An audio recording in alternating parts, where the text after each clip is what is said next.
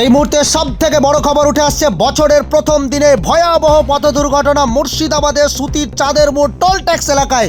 আহিরন থেকে একটি ডাম্পার গাড়ি টোল ট্যাক্স ঢোকার মুহূর্তে ভয়াবহ পথ দুর্ঘটনা, কন্টেনারে ধাক্কা। বছরের শুরুতেই ভয়াবহ পথ দুর্ঘটনা সুতির চাঁদের মোড় টোল ট্যাক্স এলাকায়। কন্টেনারে ধাক্কা ডাম্পারের। আহিরন থেকে ফারাক্কার দিকে যাওয়ার সময় টোল প্লাজা সংলগ্ন এলাকায় রাস্তার পাশে দাঁড়িয়ে থাকা একটি কন্টেনারকে সজোরে ধাক্কা মারে ডাম্পার। দুর্ঘটনার ডাম্পার চালক আহত হয়েছে। খবর পেয়ে ঘটনাস্থলে পৌঁছায় সুতি থানার পুলিশ।